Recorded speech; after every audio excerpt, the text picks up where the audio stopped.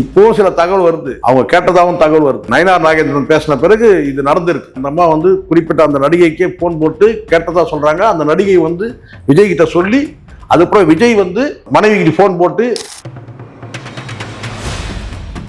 அப்பங்காரன் வந்து கண்டிக்க போயிட்டு பிள்ளைக்கார வீட்டை விட்டு போலாம். ஆனா பிள்ளைக்கார வந்து பாத்தீங்கன்னா வீட்டை விட்டு தரான். அப்பனை கண்டிக்கிறான். அப்பனை கண்டிக்கிறான்னா என்ன, சட்டையை பிடிச்சி கேட்கறான். காரணம் நடிகைகளை கொண்டு வந்து அவன் வந்து வீட்டுக்குள்ள விடுறான். உன்னால என் குடும்பமே கட்டுப்பச்சுன்னு சொல்லி இது வந்து சட்டையை பிடிக்கிறான் ஜேசன் சஞ்சய். பெண் போதைக்கும் மது போதைக்கும் அடிமையானவர் யாரு? விஜய். பெண் போதைக்கும் மது போதைக்கும் அடிமையானவர். வெளிப்படையா பேசுறேன் நான். என்ன வந்தாலும் பாத்துக்கலாம், பிரச்சனை வந்தா பாத்துக்கலாம். எஸ்ஏசி எதுக்காக புறந்தள்ளினாரு? பல நடிகைகளுக்கு இவர் வந்து பார்த்தீங்கன்னா வைர நெக்லஸ் அது இதுன்னு சொல்லி கொடுக்குறாரு. அந்த நடிகைகளோட இவருக்கு தொடர்பு இருக்கு அப்படின்ற பட்சத்தில் தான் இவர் வந்து தலையீடு வந்து எஸ்ஏசி தலையிடுறாரு. எந்த ஒரு மனைவியும் வந்து தன்னுடைய கட்டில் வந்து பங்கிடுறத வந்து விரும்ப மாட்டாங்க. நீங்க மனைவி கிட்ட கிடைக்காத நீங்க வெளிப்படையா கேட்குறீங்க, நான் பேசுறேன். நான் சில சுகங்களை நீங்க எதிர்பார்க்குறீங்கன்னு வச்சுக்கோங்களேன். செக்ஸ்ல நீங்க வந்து பார்த்தீங்கன்னா வந்து ரொம்ப 52 வயசாச்சு, இனிமேல் என்ன இருக்கு? இனி கல்யாணம் ஆகி பிள்ளைகளை கல்யாணம் பண்ணி பேரம் பேத்தி இருக்கிற வயசாயிடுச்சு, 52 வயசாயிடுச்சு. நீ இன்னும் ஆணா இருக்கன்னு உன்னை நினைச்சுக்கிட்டு நீ பாட்டு இருக்கிற ஊர்ல இருக்கிற வந்து பொண்டாட்டியை விட்டுட்டு ஊர்ல இருக்கிறதெல்லாம் மேய்ஞ்சிக்கிட்டு பொண்டாட்டியை வீட்டுக்குள்ளேயும் சேர்க்காம இருந்தீங்கன்னா லிப்லாக் என்ன மயிர் கேட்குது லியோ படத்துல. அந்த காட்சி திணிக்கப்பட்டது, முழுக்க திணிக்கப்பட்டது. அது யாருக்கு அந்த காட்சி யாரும் விரும்புவாங்க? பொறுக்கிக்கு தான் விரும்புவாங்க. அந்த படத்துல அந்த 18 வயசு பையனுக்கு அம்மா, இவனுக்கு வந்து பார்த்தீங்கன்னா 18 வயசு பையனுக்கு அப்பா. அங்க என்ன லிப்லாக் காட்சி தேவைப்படுது? சொல்லுங்க, நீங்க சொல்லுங்க. நீ சுத்தம் இல்லாதவன், உன் குடும்பத்தையே காப்பாத்தவன், உன் குழந்தைகளை காப்பாத்தவன், உன் அப்பா அம்மாவை காப்பாத்தவன், நீ எப்படா வந்து நாட்டை ஆள்வ? நீ நாட்டில் இருக்க மக்களை எப்படி நீ காப்பாத்துவ? எங்கள் ஆண் தாய், அதனால ஆண் தாயின்னு சொல்றானுங்க சார். கேட்டாலும் கோச்சுக்கிறானுங்க சார். ஆண் தாய் தானே ஆண் தாய். பால் கேட்கறாங்கன்னு வச்சுங்க சார். மகன் பால் கேட்கறான் சார். யாரு? அவனே வந்து பார்த்தீங்கன்னா மகன் தான். யார்? ராஜ்மோகன் மகன். பால் கேட்டானா எப்படி சார் கொடுப்பான்? அரசியல் பேரவை நேயர்களுக்கு அன்பான வணக்கங்கள். சமூக ஊடகங்கள், செய்தி ஊடகங்கள், யூடியூப் தளங்கள், ட்விட்டர் தளங்கள், ஃபேஸ்புக் தளங்கள், இன்ஸ்டாகிராம் தளங்கள், இன்னும் என்னென்ன டிஜிட்டல் தளங்கள் இருக்கோ எல்லா தளங்களிலும் இப்போ ஹாட்டா ஓடிக்கிட்டு இருக்க டாபிக் என்னன்னு பார்த்தீங்கன்னா, சங்கீதா அவர்கள் செங்கல்பட்டு நீதிமன்றத்தில் ஒரு வழக்கு தொடர்ந்திருக்காங்க. என்ன என்றா, விஜய் அவர்களிடம் எனக்கு விவாகரத்து வாங்கி கொடுங்கள் அப்படின்ற மாதிரி. அது சம்பந்தமாக நம்ம நிறுவனத்திற்கு சிறப்பு விருந்தினராக வந்திருப்பவர் யாருன்னு பார்த்தீங்கன்னா திரு சேகுவாரா ஜெய்சங்கர் அவர்கள். அவர்களிடம் கேட்டு தெரிஞ்சுக்கொள்ள நிறைய விஷயங்கள் இருக்கு. வாங்க அவர்கிட்டயே கேட்போம். சார் வணக்கம். வணக்கம் சார். வணக்கம். எப்படி இருக்கீங்க? நலமா இருக்கும் சார். செய்தியில நீங்களே கேட்டிருப்பீங்க, இது நான் ஒன்றும் புதுசா சொல்றதுக்கு இல்லை. திடீர்னு இந்த விஷயம் வர்றதுக்கு என்ன சார்? திடீர்னுலாம் இல்லை சார். இப்போதைக்கு அவங்க வந்து விவாகரத்து மனு தாக்கல் பண்ணியிருக்காங்க. இது நீண்ட காலமே இருக்கு. 2021 இருந்தே இது தொடக்கமாயிடுச்சு. அது வரைக்கும் குடும்பம் சரியா தான் இருந்தது. சரியா இருந்ததுன்றதை விட எப்படின்னு கேட்டீங்கன்னா மெல்ல மெல்ல பிளவுபட்டது சொல்லலாம். புஷியானது கால் வச்ச பிறகு கிட்டத்தட்ட ஒரு 18-20 வருஷமாவே இது வந்து மெல்ல மெல்ல கொஞ்சம் கொஞ்சமா வந்து பர்மனண்ட், அதாவது வந்து அவர் வந்து ஒரு தற்காலிகமா இங்க வந்துட்டு போயிட்டு இருந்தாரு. யாரு? புஷியானது. ஒரு கட்டத்துக்கு மேல அங்களுடைய அரசியல் வாழ்க்கையெல்லாம் முழுக்க போட்டு இங்க முழு நேரமா இங்க தங்கினார் பத்தியெல்லாம். கடந்த 10 ஆண்டு காலமா அந்த 10 ஆண்டு காலத்திலேயே வந்து முதல்ல அவர் செஞ்ச விஷயமே என்னன்னா, அப்பா அம்மாவை பிரிச்சார் புஷியானது. சில கருத்து வேற்றுமையை உருவாக்கி குடும்பத்தில் குழப்பங்களை ஏற்படுத்தி அதன் மூலமா வந்து கேட்டால் அவருக்கு விஜய்க்கு நெருக்கமான அலுவலகத்தில் இருக்கக்கூடிய ரவிராஜா போன்ற நபர்களை எல்லாம் வந்து அங்கிருந்து அப்புறப்படுத்தினாரு. மாவட்ட அளவில் வந்து பார்த்தீங்கன்னா வந்து பல பிளவுகளை உருவாக்குனாரு. அதன் மூலமா வந்து எஸ்ஏசிக்கு வந்து நெருக்கடி கொடுத்தாரு. அப்பாவுக்கும் மகனுக்கும் முரண்பாட்டை உருவாக்குனாரு. இந்த விஜய் மக்கள் இயக்கம்ன்ற அந்த பேர்ல வந்தது. இப்படி வந்து மெல்ல மெல்ல வந்து அப்பாவால தான் உருவாக்கப்பட்டவர்ன்ற அந்த ஒரு கான்செப்ட், அந்த ஒரு பேர் இருக்கு இல்லையா, அந்த நேம் இருக்கு இல்லையா, அதையே வந்து புஷியானந்த் தனக்கு சாதகமாக்கிக்கிட்டு வந்து எல்லாரும் வந்து இந்த வார்த்தை சொல்றாங்க, நீங்க தன்னிச்சையா செயல்படணும், தன்னிச்சையா நீங்க வந்து படங்களை ஒப்புக்கொள்ளணும், இதுல வந்து ப்ரொஃபஷனல் லைஃப்ல வந்து எஸ்ஏசி உள்ளே வரக்கூடாது அப்படின்ற வந்து பண்ணி அது தாண்டி வந்து அரசியல் வாழ்க்கையில வந்து பார்த்தீங்கன்னா அவரு டிசைட் பண்றாரு, இது வந்து உங்களுக்கு எதிர்காலம் வராது, இப்படியெல்லாம் சொல்லி பாண்டிச்சேரியில் எனக்கு இவ்வளவு தெரியும் அவரை தெரியும் அப்படின்னு சொல்லி பில்டப் பண்ணி மெல்ல மெல்ல இவர் என்ன செஞ்சாரு கேட்டா குடும்பத்துல பிறவு பண்ணி அப்பாவும் மகனையும் பிரிச்சுட்டாரு. அதை தாண்டி வந்து என்ன சொன்னா அதுக்கு அடுத்த கட்டமா வந்து மனைவி பிள்ளைகளையும் பிரிக்கக்கூடிய ஒரு சூழல் வந்து உருவாக்கி கொடுத்தது எல்லாமே வந்து புஷியானந்த் ஜெகதீஷ் படிச்சான். சரி சார், நீங்க வந்து புஷியானந்த் காரணம் சொல்றீங்க, இவருக்கு சொந்த அறிவு இல்லையா? இப்ப விஜய் அவர்களுக்கு அறிவு யோசிக்க திறன் இல்லையா? அதெல்லாம் கரெக்ட் தான். சொந்த அறிவு வந்து எல்லாருக்கும் இருக்கணும் தான். ஆனால் இவர் வந்து சில கெட்ட பழக்க வழக்கங்களுக்கு அடிமையா இருக்கும்போது பாத்தீங்கன்னா அது யார் சொன்னாலும் கேட்க மாட்டாங்க சார். இப்போ நீங்க சொல்றது கரெக்ட் தான், சொந்த அறிவு இருக்கணும். ஆனால் ஒரு விஷயத்துக்கு நான் அடிமையா இருக்குன்னு வச்சுங்களேன். அவர் வந்து பெண் போதைக்கும் மது போதைக்கும் அடிமையானவர். யாரு? விஜய். பெண் போதைக்கும் மது போதைக்கும் அடிமையானவர். வெளிப்படையா பேசுறேன் நான். என்ன வந்தாலும் பார்த்துக்கலாம், பிரச்சனை வந்தால் பார்த்துக்கலாம். அப்படி இருக்கும்போது இதுல இன்னொருத்தர் வந்து சொல்றாங்கன்னா அது அந்த அறிவை வந்து கேட்டுக்கிற இடத்துல அவர் இல்லை. எஸ்ஏசி எதுக்காக புறந்தள்ளினாரு?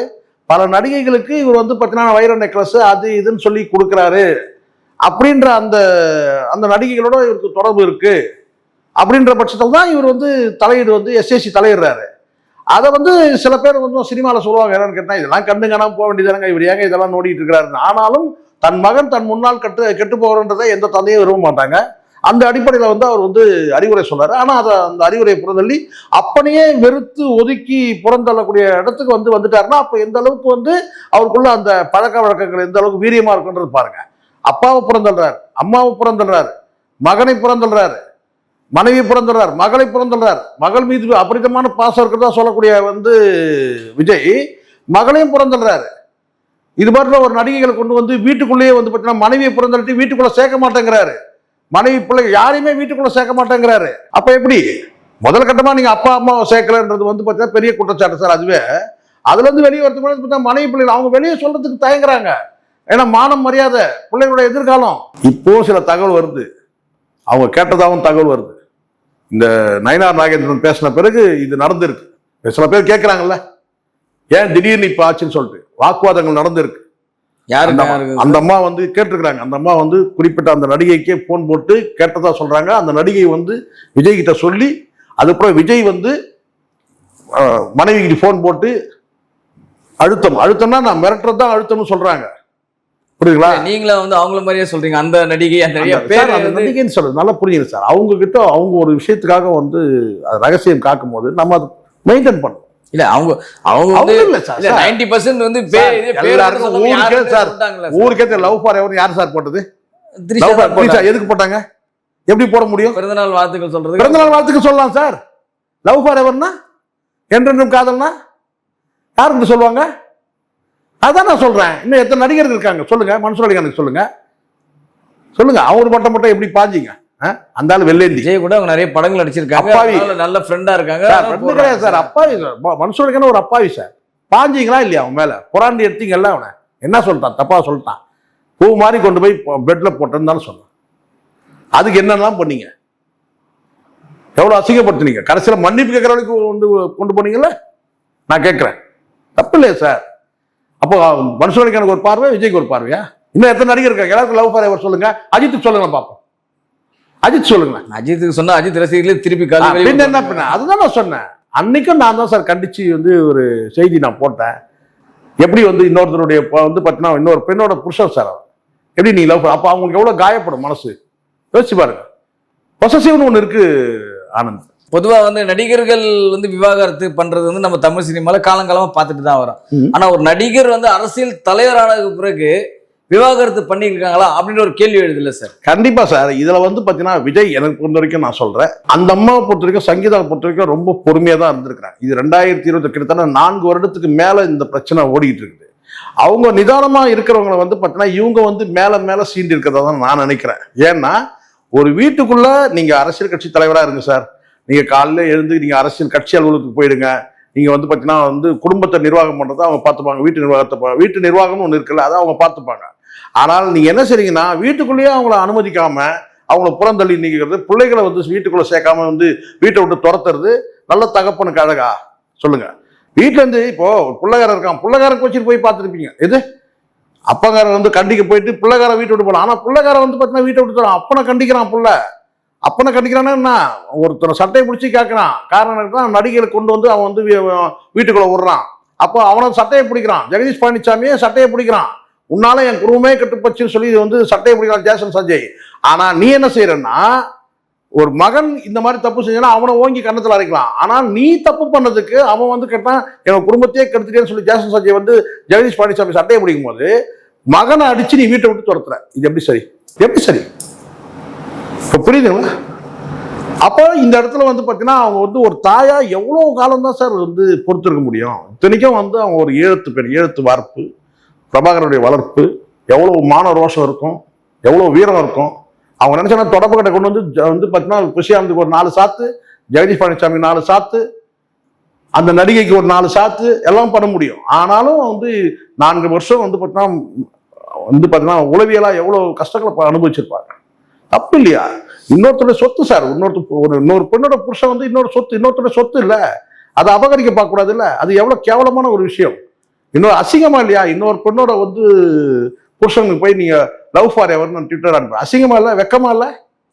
பண்ணலாமா? அது தப்ப எல்லாருக்கும் பண்ணுவீங்க நீங்க. ஏன் யோகி பாபு வந்து பண்ண சொல்லுங்க, நான் வந்து லவ் ஃபார் எவர்னு பண்ணுவீங்களா நீங்க?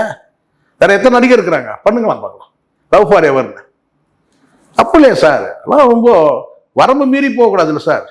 சரி, இப்போ என்னன்னா திரு நயனா நாகேந்திரன் பத்தி பேசும்போது என்ன ஆச்சுன்னா, நம்ம அதுக்குள்ள வேற கேள்விக்கு போயிட்டோம். சார், ஒரு உரையாடல் நடந்ததா ஒன்று சொன்னீங்க. இல்ல சார், அவர் சொன்ன பிறகு இங்க வந்து ஒரு தேசிய கட்சியோட மாநில தலைவர் சார், அவர் பேசுற பிறகு இது வந்து எல்லாரும் பொதுவெளியில வந்து மிகப்பெரிய விவாதம் ஆயிடுச்சு. இப்போ ஒரு குறிப்பிட்ட சப்ஜெக்டை வந்து பார்த்தீங்கன்னா யார் வேணா பேசலாம்.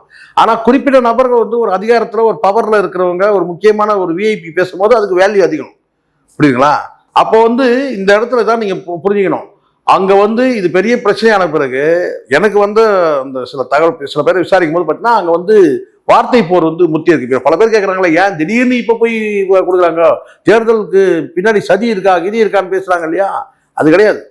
இந்த பேசும் பொருளான பிறகு வந்து கேட்டீங்கன்னா வந்து பல தகவல்கள் அவங்களுக்கு வந்தாலும் வந்து அவங்க நேரடியாக வந்து வாக்குவாதம் வந்து திரிஷாவோட நடந்ததா சொல்றாங்க. சரிங்களா?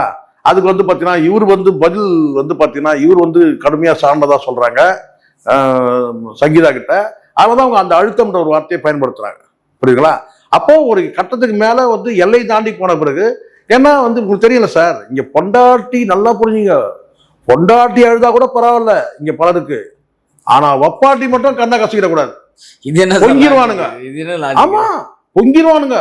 பொண்டாட்டி என்ன வேணா ஆகலாம், இது பொண்டாட்டி என்ன வேணா ஆகலாம்.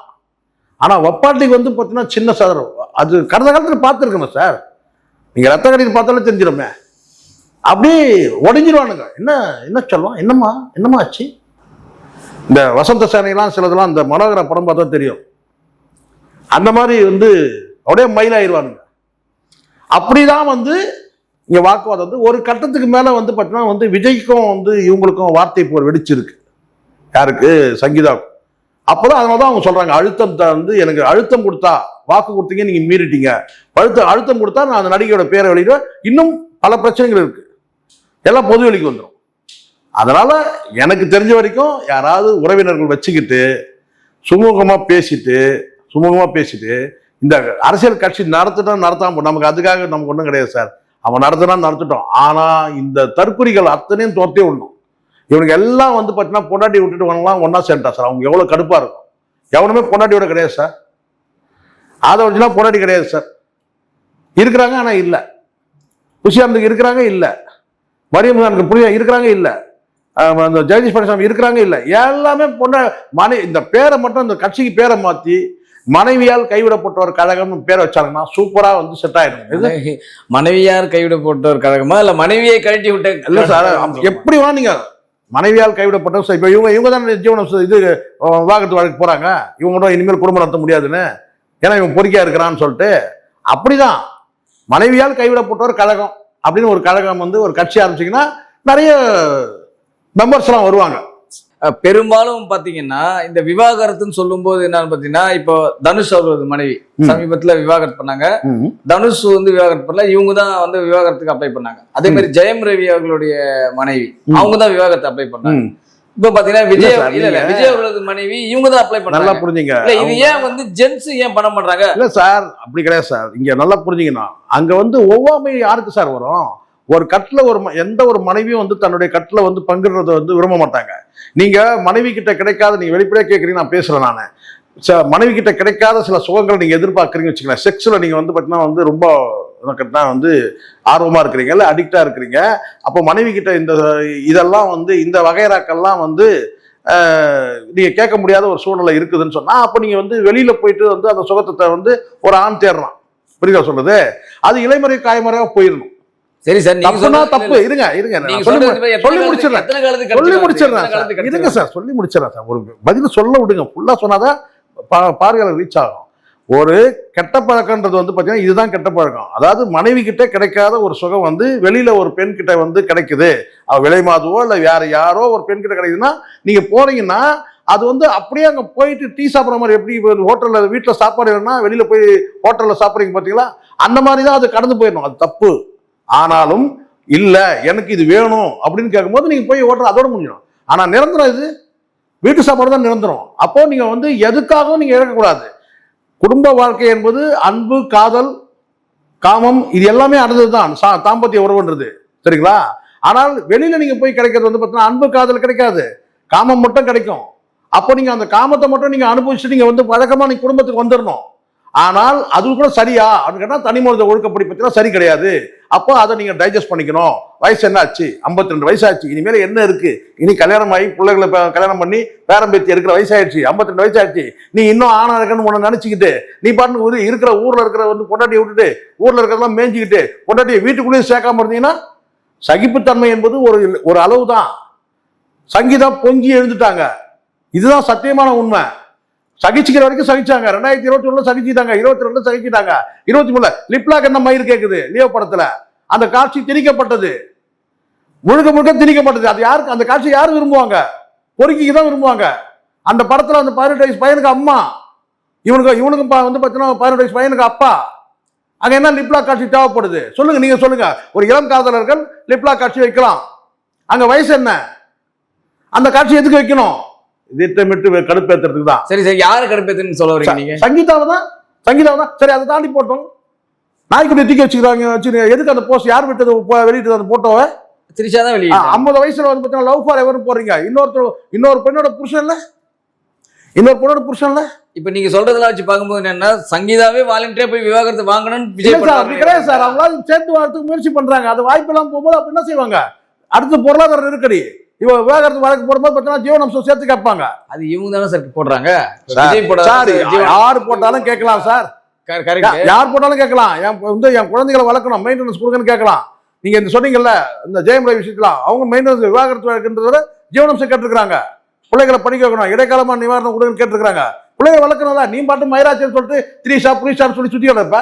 குழந்தைகளை வளர்க்கணும். சரி சார், இல்ல நான் என்ன கேட்கறேன்னா ஒரு நடிகர்னா இப்படி எப்படி இருப்பாதான் செய்ய வந்தது பல செய்திகள் இருக்கு. எல்லா நடிகரும் பாருங்க, எல்லா நடிகரும் கிடையாது சார்.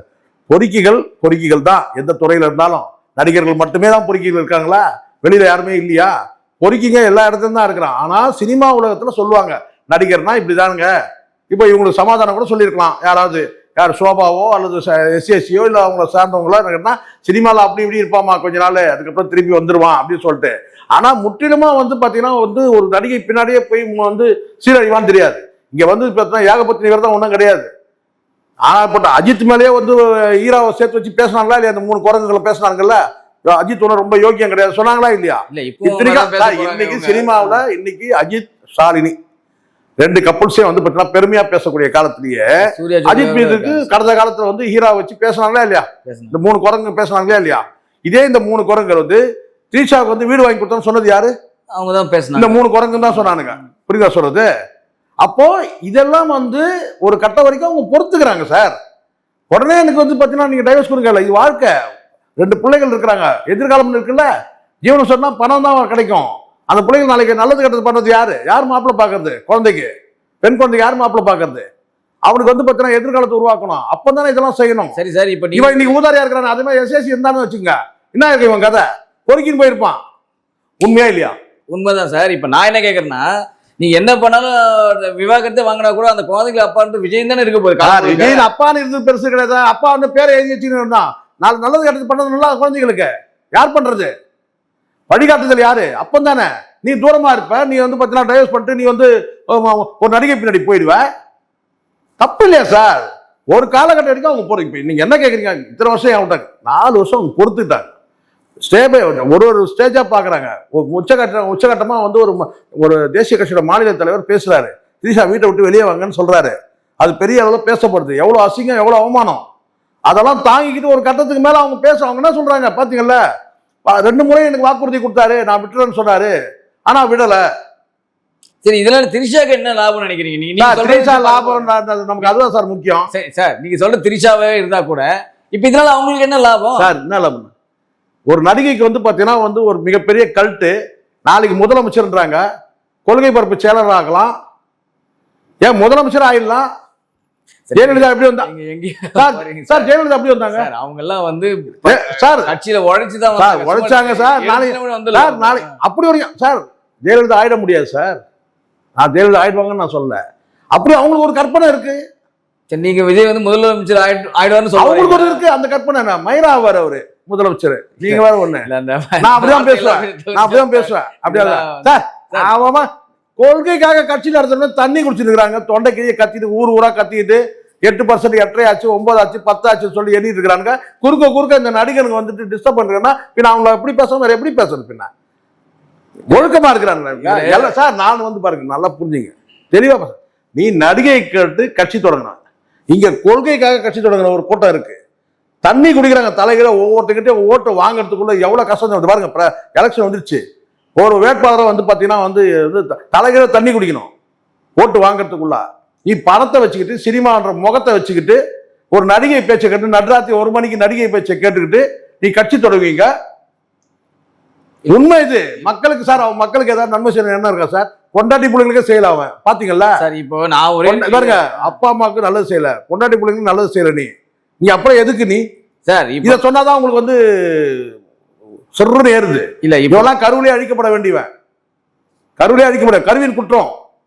அதே சொல்லலாம். நீங்க வந்து ஒரு முன்னணி நடிகரா இருக்க, முன்னணி நடிகர் பின்னணி நடிகர். முன்னணி நடிகர்னா நீ முதல்ல உன் குடும்பத்தை காப்பாற்றணும். நீ முன்னணி நடிகர்லாம் கிடையாது. எல்லாரும் கடல ஒண்ணே வந்து சொல்லுவாங்க, பர்சனல் வேற இது வேற. திருப்பி பர்சனல் பேசுறேன். பர்சனல் வாழ்க்கையில நீ தனிப்பட்ட வாழ்க்கையில நீ சுத்தம் இல்லாதவன், உன் குடும்பத்தையே காப்பாத்தாதவன், உன் குழந்தைகளை காப்பாத்தவன், உன் அப்பா அம்மாவை காப்பாத்தவன். நீ எப்படா வந்து நாட்டை ஆள்வ? நீ நாட்டில் இருக்க மக்களை எப்படி நீ காப்பாத்துவ? நான் கேட்கிறேன், அது பதில் சொல்லு. பர்சனல் வாழ்க்கை இந்த கதையெல்லாம் பேசிட்டு இருக்காரு, ரொம்ப நாள் இந்த கதையை பேசிட்டீங்க எல்லாரும். பர்சனல் வாழ்க்கைனா குப்பை மாதிரி வச்சிருப்பியா, சாக்கடை மாதிரி வச்சிருப்பியா?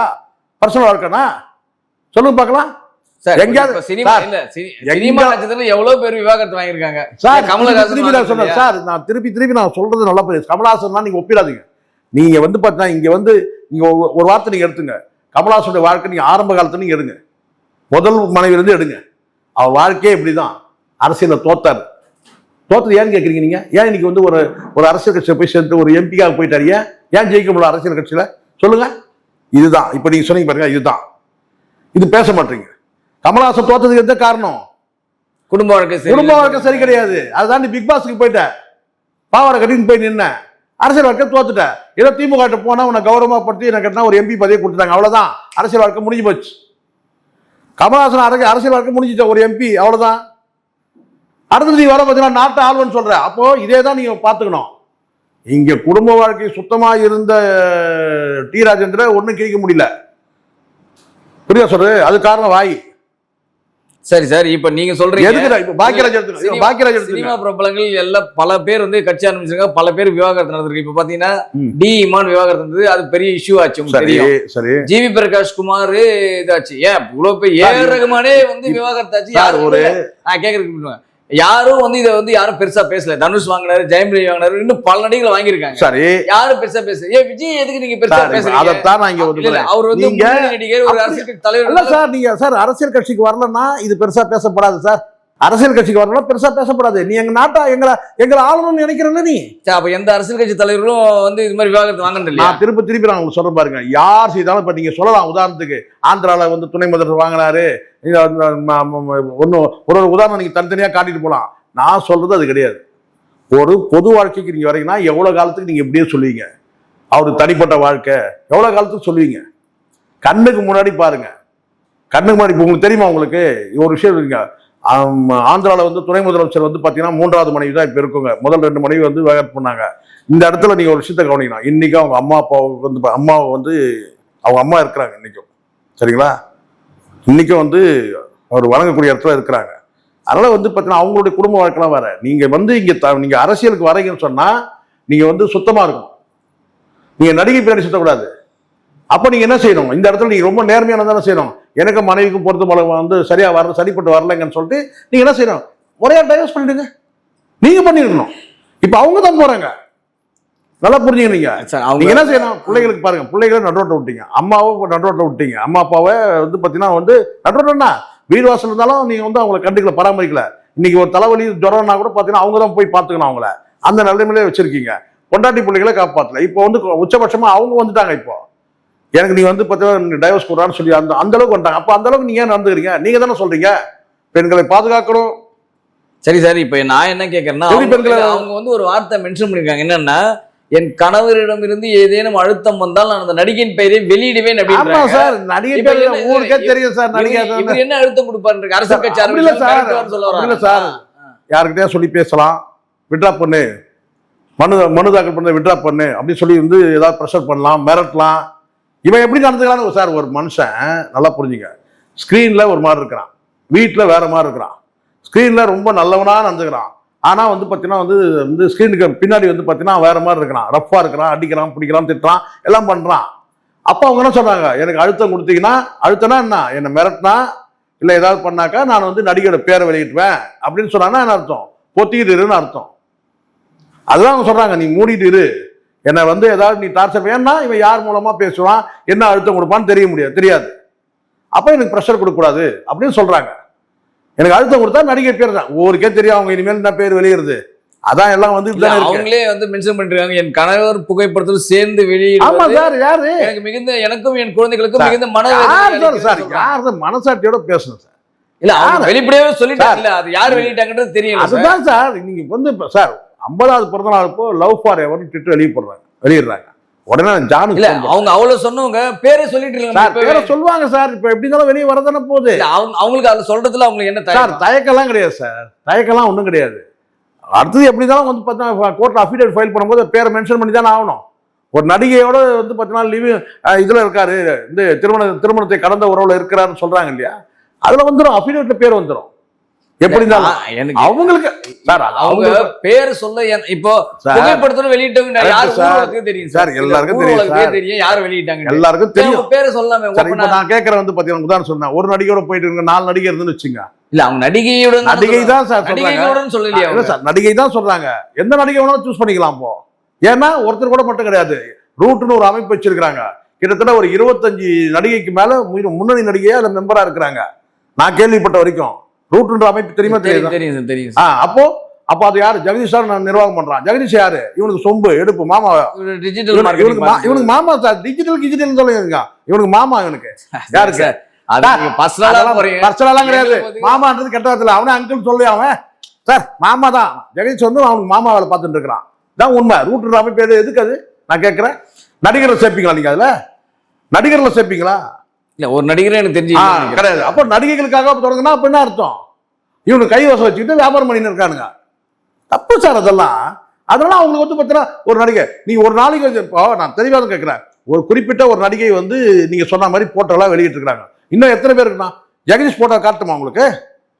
ஜெகதீஷ் போட்டோ எத்தனை நடிகைகளோட பார்த்தீங்கன்னா அவனுக்கு வந்து பார்த்தீங்கன்னா அவருக்கு நெருக்கமா இருக்கிற மாதிரி, முத்தம் கொடுக்குற மாதிரி போட்டோ காட்டுமா உங்களுக்கு? எவ்வளவு போட்டோ இருக்கு தெரியுமா? வச்சு கொண்டாடி இன்னும் இருக்கு. விஜய் தான் இருக்கு சார். நம்ம வந்து நாகரிகமா நம்ம வந்து கடந்து போறோம். நம்ம ஒருத்தர் கெடுக்கிறது நம்ம வேலை கிடையாது. நான் பல முறை சொன்னா இல்லையா?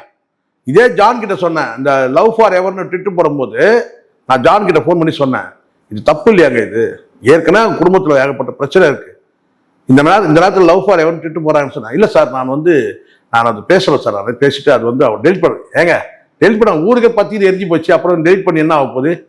ஊர் ஃபுல்லா தெரிஞ்சு போச்சு. சரி நான் ஒரே கேள்வி கேட்குறேன், நீங்க தனி விமானத்துல போறது அது தப்பு பாருங்க. தனி விமானத்துல போறது தப்பு. நாய்க்குட்டி தூக்கி வச்சிருக்கீங்களா? அரசியல் கட்சி தலைவர் ஆயிட்டு பிறகு அப்புறம் எதுக்கு இந்த கேவலம் நான் கேட்கிறேன் சார். இப்ப நீங்க வந்து முதல்ல ஆரம்பிக்கும் போது ஒரு விஷயம் சொன்னீங்க, புஷி ஆனந்த் வந்ததுக்கு அப்புறம் தான் இந்த மாதிரி சூழ்நிலை. புஷி ஆனந்த் ஜெகதீஷ் பழனிசாமி வந்த பிறகுதான் சார் என்னன்னா இப்ப புஷி ஆனந்துக்கு தெரியாதா சார் இதெல்லாம் வந்து நம்ம கட்சி ஆரம்பிச்சதுல பெரிய தலைவலி சார். அவன் ஒரு பெரிய மனுஷன், நீங்க என்ன பேசிருக்கீங்க? அவன் ஒரு பெரிய மனுஷனா? குடும்பத்தை அவன் தான் மெயின் மாமாவே அங்க. புஷி ஆனந்த் தான் மெயின் மாமாவே அங்க. அதனால அவருக்கு என்ன லாபம் நினைக்கிறீங்க? என்ன லாபம்? நல்லா புரியுது சார். அவன் முழுக்க இவர்கிட்ட இருந்து இவருடைய பினாமி இந்த பாண்டிச்சேரியில வந்து பல லேண்டுகளை வாங்கி குவிச்சிருக்கிறான். முழுக்க வந்து விஜய சுத்தி தான் அவனுடைய பயணமே. புரியுங்க சொல்றது? யாரும் கிட்ட வரக்கூடாது, யாரும் அப்பனை பிரிச்சது அவன் தான். அங்க இருக்கிற ரவிராஜா மற்ற நபர்கள் இருக்காங்க, அவங்க எல்லாம் தூக்கி வெளியே போட்டது அவன் தான். இன்னைக்கும் அங்க வந்து பார்த்தீங்கன்னா குடைச்சல வந்தான் ஜெகதீஷ் பழனிசாமி இவங்க 2 பேரும் தாண்டி 6 மணிக்கு மேல விஜய் நெருங்க முடியாது. எல்லாமே வந்து பார்த்தீங்கன்னா வந்து இன்டைரக்ட் தான். எஸ்எஸ்சி பேசணுமா தகவல் இவர்கிட்ட சொல்லணும், இவர் கொண்டு போய் சொல்லுவார். அவர் தகவல் சொல்லுவாரு, அதை கேட்டவங்க சொல்லுவாங்க. இதுதான் அவங்க வாழ்க்கை. சோபாவும் ஆமா, அம்மாவுக்கே அப்பாவுக்கு மட்டும் இல்ல அம்மாவுக்கே அதான் நிலைமை. அதனால ஆண் தாயின்னு சொல்லிட்டாருங்க. அவனை புரியலையா உங்களுக்கு? யாருக்கு ஆண் தாய்? அவன் தான் சார் சொல்றான் ஆண் தாயின்னு. நானா சார் சொல்றேன்? அவனுதான் ரீசெண்டா சொன்னானுங்க ஆண் தாய், எங்கள் ஆண் தாய். அதனால ஆண் தாய் ஆண் தாய் ஆண் தாயின்னு சொல்றானுங்க சார். கேட்டாலும் கோச்சுக்கிறானுங்க சார். ஆண் தாய் தானே ஆண் தாய். பால் கேட்கறாங்கன்னு வச்சுங்க சார். மகன் பால் கேட்கறான் சார். யாரு? அவனே வந்து பார்த்தீங்கன்னா மகன் தான். யார்? ராஜ்மோகன் மகன். பால் கேட்டானா எப்படி சார் கொடுப்பான்? தாய்னா பால் கொடுக்கலாம் சார். தாய்ப்பால் தரலாம் ஏன் சார்? சின்ன குழந்தை கிடையாது சார். சின்ன குழந்தை சார். அவன் கேட்கறான் சார். பால் ஒண்ணு கேட்டா தாய் கிட்ட பால் கேட்டா தாய் வந்து தன் மார்பகத்துல இருந்து எடுத்து கொடுத்து பால் கொடுப்பாங்க சார். குழந்தைங்களுக்கு சார். சார் அவன் கேட்கறான் சார். அவன் குழந்தை தான் சார். ஒரு தாய்க்கு வந்து குழந்தை தான். ஆண் தாயின்னு சொல்றான். ஆண் தாய் கிட்ட பால் கேட்கறான்னு அவன் சொன்னவன் யாரு? அந்த இவன் தான், ராஜ்மோகன் தான். அவன் பால் கேட்கறான்னு வச்சுக்கா, அவர் எப்படி பால் கொடுப்பாரு? குஷியானது ஆண் தாய் நீ பால் கொடு. தாயினாலே பால் வரணும்ல. இது வந்து தேவையில்லாத நான் சொன்னது அது கிடையாது. இப்ப புரியுதுங்களா? ஒழுங்கா பேசணும். ஆண் தாயின்றீங்க. அப்ப வந்து விஜய் யாரு? பெண் தந்தையா? நேரா பேச்சு. தாய்னாலே வந்து பெண் பால் சார். சரி, நம்ம அரசியலுக்கு போனோம். பெண் பால் இல்ல சார். நம்ம பொதுவா நம்ம அந்த அரசியலுக்குள்ள போனோம். நம்ம அரசியல் இல்ல. புரியுதுங்களா? எதுக்காக சோபா தானே சார் தாய். எனக்கு ஒரே கேள்வி, தாவேகா தலைவருடைய அம்மா யாரு? சோபா தானே. இதுல ஒரே ஒரு கேள்வி தான் கேட்க தோணுது. என்னன்னா, குஷியானந்த் வந்து குடும்பத்தை பிரிச்சதுனால த்ரிஷா கூட சேர்த்து வைக்கிறேன்னு அவருக்கு என்ன ஆசைன்னு கேட்கிறேன்.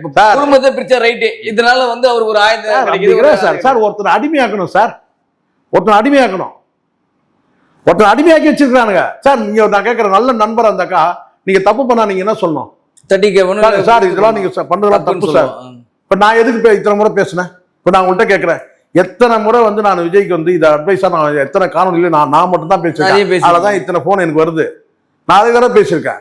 ஜான் கிட்ட சொல்லிருக்கேன், ஒரு போட்டோ வெளியிடுங்க, குடும்பத்தை சேர்த்து வைங்க நான் மன்றாடி இருக்கிறேன். ஆனா அவனா சொல்லிருக்கேன், உனக்கு பதவி கொடுக்குறேன். அது கூட எனக்கு வந்து பதவியும் தேவையே கிடையாது. எது அவன் பதவி கொடுத்து நான் வாங்குற இடத்துல நான் இல்ல. எனக்கு எந்த அரசியல் கட்சியும் சேர்ற எண்ணமும் எனக்கு கிடையாது. யாருக்கும் சொம்படிக்கிற எண்ணமும் எனக்கு கிடையாது. ஒரே வார்த்தை தான் சொன்னேன், குடும்பத்தோட சேர்த்து வைங்க, குடும்பத்தை பிரிச்சு வைக்காதீங்க. ஏன்னா அவ்வளவு செய்திகள் கேட்கிறேன். குஷியானந்த் வந்து இப்படி எல்லாம் பண்ணிருக்கிறான். ஆமா சார், அவரும் சொல்றாரு, உண்மைதான் சார். குஷியானந்த் தான் அந்த குடும்பத்தை பிரிச்சு உண்மை. இது சொன்னது உண்மைதான், எல்லாருக்கும் தெரியும். அதை தாண்டி அவனை வெளியேற்றணும் ஒரு முடிவு எடுத்தால் கூட பார்த்தீங்கன்னா வந்து நான் ஒரே வார்த்தை, ஏன்னா நீங்க இப்படி அமிச்சிங்கன்னா 20 வருஷம் நான் உங்களை நம்பி இருந்துட்டேன், நான் போய் தண்டவாளத்தை தான் தலை ஊற்றி சாகணும் சொன்னது யாரு? குஷியானந்த். இன்னைக்கு குஷியானந்த் தாண்டி ஜெகதீஷ் பழனிசாமி என்ன முழுக்க நடிகைகளோட மாமா வேலை. இவன் மற்ற விவகாரத்துக்கு எல்லாத்துக்கும் மாமா வேலை. 6 மணிக்கு மேல யாரும் இவங்களை தவிர வந்து குஷியானந்த் யாரும் ரீச் ஆக முடியாது சார். தெரியுமா யாருக்காச்சும்? 6 மணிக்கு மேல விஜய் கிட்ட ரீச் ஆக முடியாது. மறுநாள் காலையில் 9 மணி வரைக்கும் அவ்வளவு சரக்கு. உண்மை இதெல்லாம். இனி எப்படி நான் நாட்டு ஆளுவேன்? சரி சார். சார் அவன் நீங்க பாருங்க, நீங்க ஆந்திரால இருக்கிற வந்து பவன் கல்யாண் இவங்கெல்லாம் நீங்க ஒப்பிடாதீங்க இவனோட. புரியுதுங்களா? அவன்லாம் பயங்கரமான உழைப்பாளிங்க, சாதாரண ஆள் கிடையாது. அவ்வளவு கஷ்டப்பட்டு வந்திருக்கிறானுங்க. மக்களை சந்திக்கிறதுல வந்து பாத்தீங்கன்னா வந்து ஒரு ஜீப் இருக்கு, ஊர் ரோடு கிடையாது அங்கெல்லாம். ஆந்திரால வெறும் மணல் தான், வெறும் மண் ரோடு தான். ஒரு கிராமமா போயிட்டு வந்து பாத்தீங்கன்னா கட்சி இவனை ஒப்பிடாதீங்க. இவன் வந்து சோக முட்டை. 6 மணிக்கு சரக்கு கட்சி புத்தம் இருந்தால் 9 மணிக்கு தான் எழுந்துப்பான். இவன் சொல்றதுதான் அங்க. ஏன் இவனுக்கு அவசரப்படுறானுங்க? நேற்று கூட கெஞ்சி இருப்பானுங்க, ஐயா நல்ல கண்ணு செத்துறாரு, கொஞ்சம் வாங்கய்யா ப்ளீஸா, கெஞ்சி காலில் ஊந்துருப்பானுங்க. அப்புறம் வந்திருப்பான். அதனால அவனுக்கு விருப்பத்துக்கு ஏற்ற மாதிரி நடக்கிறவங்க சார் இவனுங்க. இல்ல பிரசாந்த் கிஷோர் வந்து வியூக அமைப்பாளர் வந்து காலை நீட்டி உட்காந்தான்னு சொல்லிட்டு உடனே என்ன சொல்லிட்டான், அவனை கிளப்பி அனுப்புங்கன்ட்டான். ஏன் முன்னாடி அவன் கால் நீட்டி உட்காரான். அவ்வளவு ஈகோ பிடிச்சவன் சார், ஹெட்வைட் பிடிச்சவன் சார். அவன் சாதாரண நீங்க நினைக்காதீங்க, விஜய் வந்து ஹெட்வைட் பிடிச்சவன். சரி சார். நம்ம நீங்க வந்து அவரு இப்ப 3 கல்யாணம் பண்ணினாரு. அவரு ஏன் விஜயகாந்த் எடுத்துங்க, ஒரே பொண்ணு வாழ்ந்தான்ல. விஜயகாந்த் கூட நீங்க ஒப்பிடலாமா? இப்ப புரியுதுங்களா? இப்ப புரியுதா? விஜயகாந்த் ஒப்பிடாதுங்க. அப்போ நீங்க யாரையும் உதாரணம் காட்டாதீங்க. ஒரு அரசியல் கட்சி தலைவனா நீ எப்படி இருக்கணும்? ஃபுல்லா வந்து பாத்தீங்கன்னா மலேசியால இருந்து வரும்போது சரக்கு அடிச்சுட்டு வர ஃபுல்லா அது கீழே ஊந்து எல்லாம் படம் பாரு. 1000 விட்டு சார் மலேசியால ஒரு ப்ரோக்ராம் நடக்குது, நீ தான் இது கடைசி படம்ன்ற கொண்டாடி வர சார். நான்லாம் வந்து பாத்தீங்கன்னா வீட்டுல சின்ன உறவுகள் அந்த உரசல்கள் ஏதாவது இருக்கும் சார் குடும்பத்துல. நான்லாம் வந்து பாத்தீங்கன்னா சரண்டர் ஆயிடும், காலில் ஊந்துருவேன்.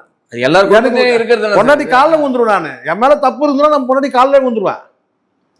பாதரம் வந்துருக்கிறேன் நான். என்ன சார் எல்லார் குடும்பத்திலும் நடக்கிற நிகழ்வு பாருங்க. காமத்தால் வயப்படக்கூடிய பெண்ணையும் அன்பு காதல் வயப்படக்கூடிய மனைவியும் ஒன்னா சேர்க்காதீங்க. அங்க காமத்துல சில குறைபாடுகள் இருக்கலாம். வீட்டு சாப்பாட்டுல 16 ஐட்டம் இருக்காது. ஹோட்டல்ல போனீங்கன்னா 10 ஐட்டம் வைப்பான். வீட்டுல 4 ஐட்டம் தான் இருக்கும். ஆனா அதுதான் நிரந்தரம். 16 ஐட்டம் வைப்போம் ஹோட்டல்ல, அது நிரந்தரம் கிடையாது. ஏதோ ஒரு நாள், புரியுதுங்களா சொல்றது? அந்த ஹோட்டல்ல கூட நான் சாப்பிட மாட்டேன், பிடிவாதமா வீட்டில தான் சாப்பிடுவேன்னு சொல்லக்கூடியவங்களாம் இருக்கிறான். நான் பசியத்தை விட நான் வீட்டில் தான் போய் சாப்பிடுவேன். நான் ஹோட்டலில் சாப்பிடுவேன். அதுவும் அப்படியே இருக்கிறான். இல்லை இன்னைக்கு எனக்கு பசி இருக்குது, நான் இங்கே சாப்பிட்டுக்கிறேன் சொல்லலாம் இருக்கிறான். இப்படிலாம் நீங்கள் வாழ்க்கையை பகுத்து பாருங்க. அதெல்லாம் பார்த்தீங்கன்னா நீங்கள் ஒரு என்னைக்கும் சொல்லுங்க, ஒரு வார்த்தை சொன்னா வந்து போறவு தான் நிரந்தரம். மனைவி தான் நிரந்தரம். இன்னைக்கு சினிமா கல்ட்டு இதெல்லாம் இருக்கு. அதுதான் ரத்த கண்ணீர் படம் பார்க்கணும். நீங்க எல்லாரும் ரத்த கண்ணீர் படத்தை பார்த்தீங்கன்னா தெரிஞ்சிருவானுங்க. ரத்த கண்ணீர் அன்னைக்கு எம்என் ராஜன் அந்த ஞாபகம் தான் வருது எனக்கு. த்ரிஷாவை பார்த்தா அப்படிதான் இருக்கு. அன்னைக்கு எப்படி இதே நிலைமை ரத்த கண்ணீர்ல எம்ஆர் ராதாவுக்கு என்ன நிலைமையோ அந்த நிலைமை வராம பாத்துக்கணும். விஜய் வரணும்னு நான் நினைக்கல, வராம பாத்துக்கணும். நீ பாரு, இப்போ விருப்பம் மனு கொடுக்கல, விருப்பம் மனு கொடுக்கல, விவாகரத்து மனு போயிடுச்சு கோர்ட்டுக்கு. இப்போ நீ என்ன செய்யணும்? வேட்பு மனு தாக்கல் பண்ணக்கூடிய இடத்துல இருக்கிற எலெக்ஷன் கமிஷன் டேட் அறிவிச்சிட்டா நீ பதில் மனு தாக்கல் பண்ணணும் விவாகரத்துக்கு. என்னடா பழப்பு இது பழப்பா? இது எவ்வளவோ இருக்கு சார். மனைவி தான் சார் இருந்துரும். 1000 பிரச்சனை இருக்கு சார். சரி சார், தொடர்ந்து நம்ம இது சம்பந்தமா அடுத்தடுத்த வழக்குகள் வரும்போது நம்ம பேச போறோம். நம்ம மீண்டும் பயணி பேசுவோம். Thank you very much sir. நன்றி சார்.